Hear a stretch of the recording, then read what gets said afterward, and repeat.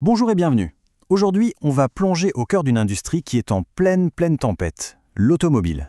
On parle d'intelligence artificielle, de nouvelles lois environnementales, de la fin annoncée de certaines technologies. Alors comment est-ce que les entreprises peuvent survivre et même, qui sait, prospérer dans ce contexte? C'est exactement ce qu'on va décortiquer ensemble. Alors pourquoi on parle de révolution?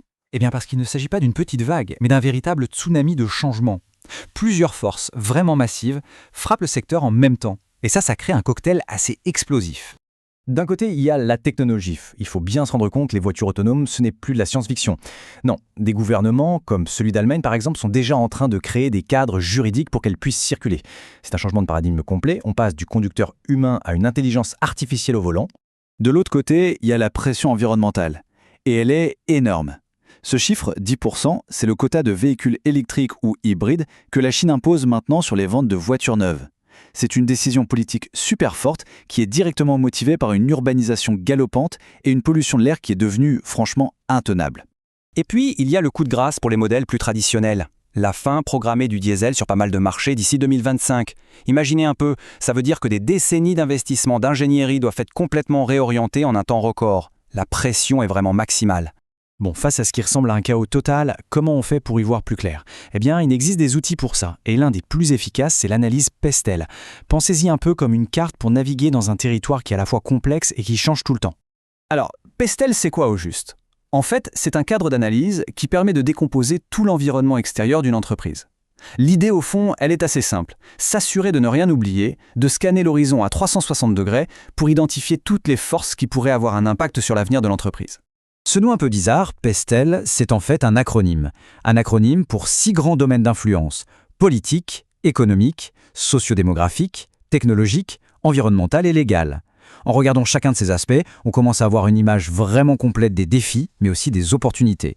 Reprenons notre exemple de tout à l'heure. Cette décision du gouvernement allemand, eh bien, elle coche pile les cases politique et légale. Ça ne sort pas de nulle part. Ça crée un nouveau marché, de nouvelles règles du jeu pour absolument tous les acteurs du secteur. Pareil pour les quotas en Chine. C'est une réponse directe à des facteurs qui sont, eux, environnementaux et sociodémographiques. La pression des habitants, la réalité de la pollution sur le terrain. Tout ça force le pouvoir politique à bouger. Et ça redéfinit complètement le marché. Et bien sûr, l'aspect technologique est au cœur de tout ça. Les avancées en intelligence artificielle, sur les batteries, les logiciels, tout ça oblige les entreprises à investir massivement. Pourquoi? Parce que sinon, le risque c'est d'être complètement dépassé. Et ce qui est fascinant, c'est de voir à quel point tous ces facteurs sont en fait liés les uns aux autres. Maintenant, la question à 1 million. Une fois qu'on a fait cette analyse, qu'est-ce qui se passe? Est-ce qu'on subit ces changements comme une fatalité ou est-ce qu'on peut, au contraire, les transformer en véritable opportunité?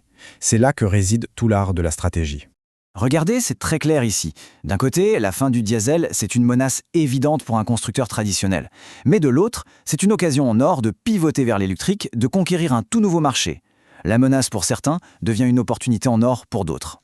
Et évidemment, les entreprises ne restent pas les bras croisés. Regardez un peu comment les acteurs réagissent. Volkswagen, par exemple, s'allie à un géant de la tech, Microsoft, pour être sûr de ne pas rater le virage du logiciel. Renault, de son côté, s'associe à un acteur local en Chine, Dongfeng, pour pouvoir pénétrer le plus grand marché électrique au monde. Et même un équipementier comme Valeo voit une ouverture. Plus de voitures électriques, ça veut dire plus de bornes de recharge. Franchement, c'est malin. Mais attention, s'adapter, ça ne se limite pas à la technologie ou à la course aux parts de marché. Non, on voit émerger une dimension plus profonde, celle de la responsabilité de l'entreprise face à la société et face à la planète. C'est ce qu'on appelle la RSE, la responsabilité sociétale des entreprises.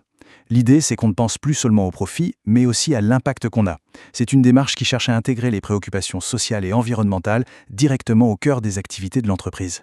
Alors, bien sûr, ce n'est pas toujours simple. Mettre en place une vraie stratégie RSE, c'est un coût, ça peut créer des tensions en interne. Mais attention, le jeu en vaut la chandelle. Une entreprise qui arrive à se développer en harmonie avec son environnement devient plus résiliente, plus solide. Elle assure sa viabilité sur le long terme. C'est un véritable investissement sur l'avenir. Et pour que ça ne reste pas juste un concept abstrait, regardons ce que fait Renault Trucks, qui a d'ailleurs été récompensé pour ça. Ils ont mis en place des actions très concrètes. Ils font des audits énergétiques de leur site, ils ont recruté un ingénieur dédié à l'optimisation énergétique et ils ont même créé une filière de recyclage pour les pièces de camion. Voilà ce que ça veut dire, la RSE en action.